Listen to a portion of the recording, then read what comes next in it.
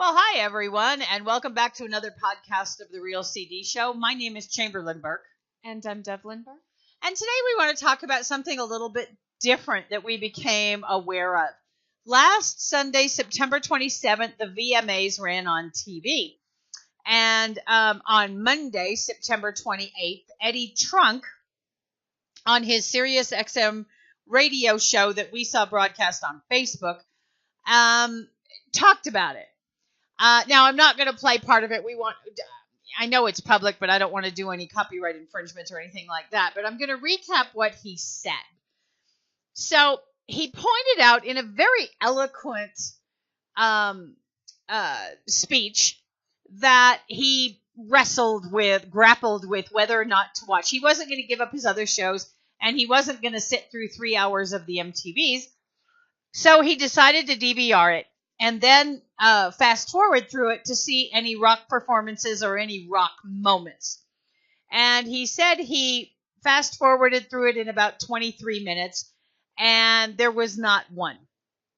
And he pointed out that he knows he's not MTV's demographic because of his generational challenge, let's call it. Vintage, yes, okay. And he readily admits he's not 23, he's 53. That's in the broadcast, okay? And he knows he's not their demographic. And we listened to this broadcast with great interest, and it led us to where we are today doing this broadcast. So we're going to come back and kind of analyze the situation. But first of all, Devlin, I know you've seen more of the VMA shows than I have. Can you tell me or tell all of us, your history and what your experience has been with the VMA broadcasts? The VMAs has always come to me as the approach of any late night talk show. I basically watch any show that will have an artist I'm a fan of on. And the first one I watched was the 2005, because My Chemical Romance, Fall Out Boy, and Green Day were nominated and were promised to perform. And I went, okay, I'm watching. 2005 came around, and 2006 came around, and there were more bands. There was Panic at the Disco, All American Rejects, AFI, Fall Out Boy. But these are all newer bands. These are not the classic rock and heavy metal bands, right? Yeah, go ahead. But I'm a fan of those, and I went, okay, I'll watch. And then towards 2008, 2009, they announced here's who's going to be performing, here's who's going to be, and I went, oh, are any of the bands I like going to be on, or any of the classic bands, or anything like that? And they didn't say anybody, so I said, okay, I'm not going to watch. And that's how I am about late night shows. I look at late night shows and I'll say who's perform any band on that I'm a fan of, and then I will watch that show just to see the band, because there really isn't a forum for them to come and perform and talk. So I have watched the show, but like towards 2009 or 10, I just flat out gave up. Well, we did what Eddie Trunk did. Yeah. We recorded it. We fast forwarded through it. I don't think it took us 23 minutes to get through it. And he points out some things, and I don't want to spend a lot of time on it, but one of the performers was not able to sing, so she did a weird dance. Why did she perform? Why didn't they let somebody else perform? I don't know. Controversy. What are you going to do? So, we're going to show you here, if you're watching this, Eddie Trunk is, this is him talking about this on Facebook. And he makes some very interesting points about it not being the demographic. And my feeling is, if you're a music venue, a music forum, then you shouldn't have a demographic. Music is music, unless you're playing kids music, unless you're playing, but this kind of music. So then we did some other research, and this is all just, let's go type this in. So I did a search for rock performances at the VMAs, and I see this is a list that came up: 1988, 1988, 1988, 1989, 1989, 1990, 91, 91, 91, 92, And then they didn't put 94, 97, 23. Okay? And it's things like Guns N' Roses, Aerosmith, The Cult, Faith No More, Queensryche, Van Halen, Black Crowes, Pearl Jam, Soul Asylum, Green Day in 94, Hole, Kiss, Foo Fighters, U2. Okay? None of those people, they don't even talk about those. So then we did a little bit more research, and we looked at MTV Video Music Award for Best Rock Video. So this started in 89. Guns N' Roses, Aerosmith, Metallica, Pearl Jam, Soundgarden, White Zombie, Metallica, Aerosmith, Korn, Limp Bizkit, Linkin Park, Jet. Okay, so they have these awards. There was none in 2007 for some reason. AFI, Linkin Park, Green Day, 30 Seconds to Mars, Foo Fighters. They have them. Coldplay, 30 Seconds to Mars. Now it's getting a little bit weird because is it Lord or Lordy, whatever her name is, in 2014. Fall Out Boy in 2015. 21 Pilots in 2016 and 2017. But they didn't run those performances. They did not run those performances. And they had, the Wikipedia page also lists the nominees, and then it lists who the winners were. Okay, now this is still getting to be a little bit weird because we remember when MTV started and it ran music videos. Now, correct me if I'm wrong, but didn't they run a variety? How was that set up when it started? Was it broken into blocks of rock and speak to that, please? Yeah. Yeah. It was usually like a 4-hour block, and it was broken up by a different variety of DJs. Video jockeys instead of disc jockeys, they had video jockeys, and they called them VJs. And sometimes it was kind of like Turner Classic Movies before there was Turner Classic Movies. There would kind of be a theme. These videos have like the word fire in the song, or these videos have something to do. So it was just a block of videos, and then there was, hey, we got new videos from Dio, Lita Ford, blah blah blah blah. And then late 80s, early 90s, they started doing one for the heavy metal group called Headbangers Ball. And that was like 2 hours. It was a countdown show. You got to see the video. Just type in Headbangers Ball and you can find all these great hosts. Lita Ford one time hosted it. Dio hosted it. And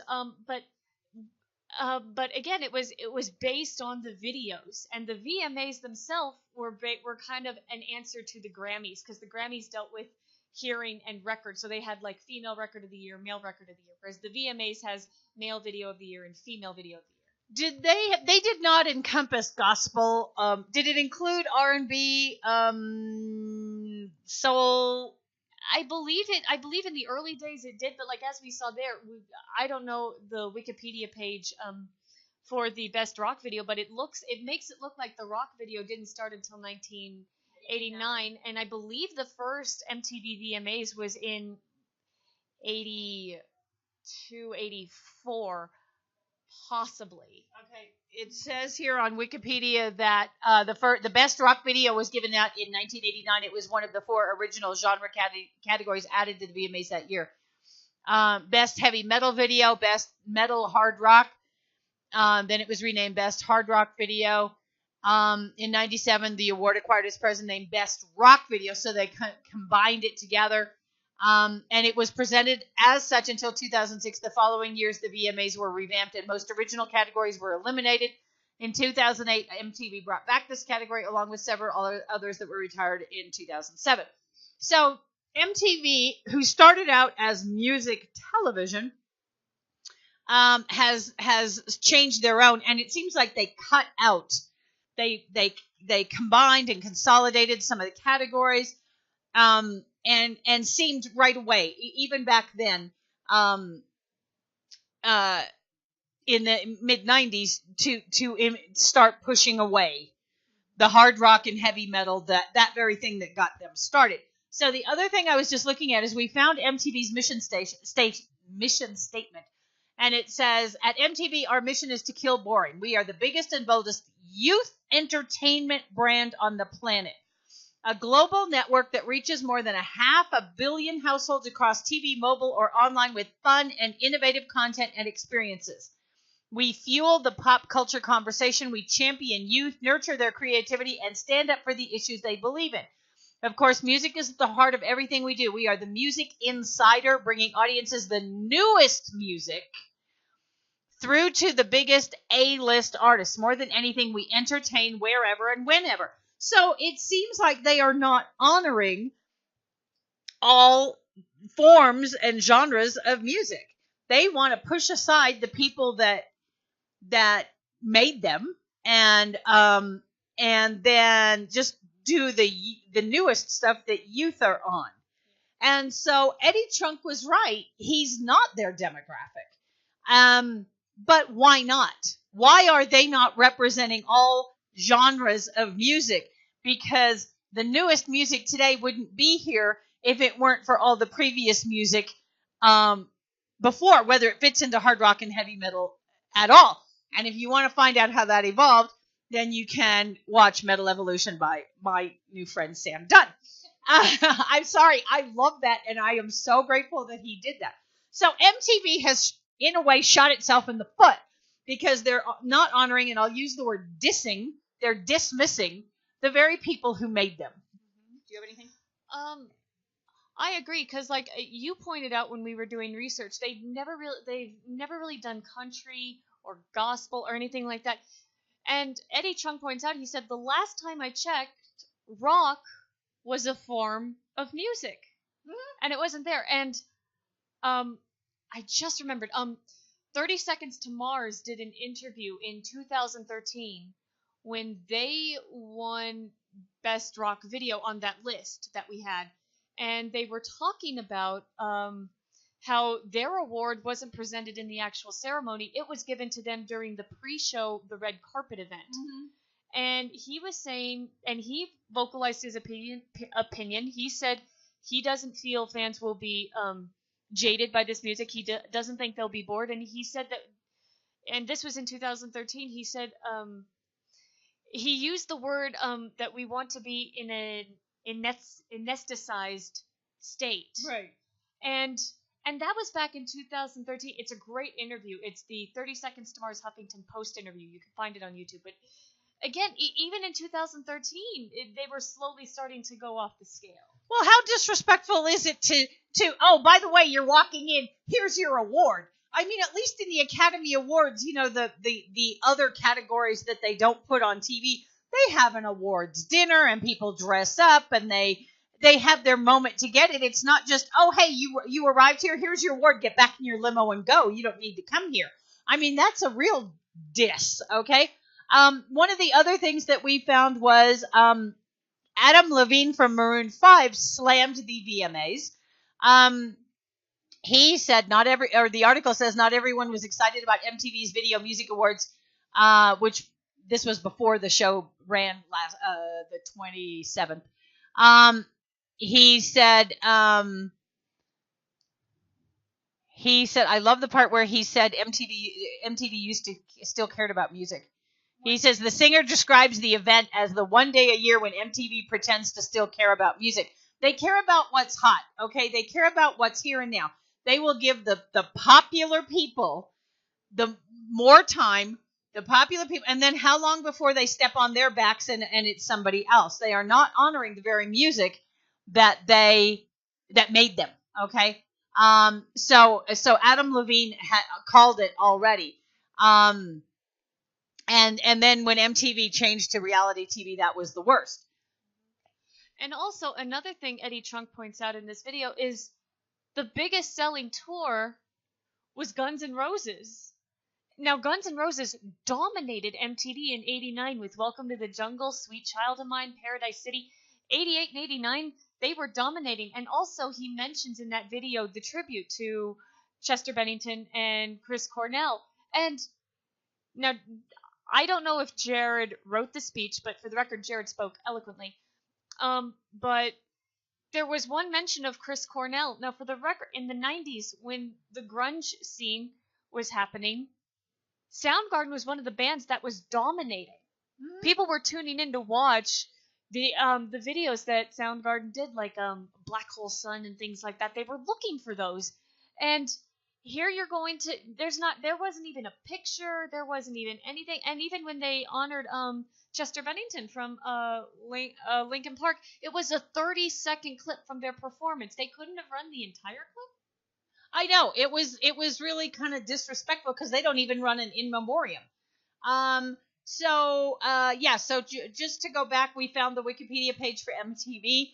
And it says that, as you said, guided by video jockeys, MTV's main target demographic was young adults. Today it is primarily toward teenagers, particularly high school and college students.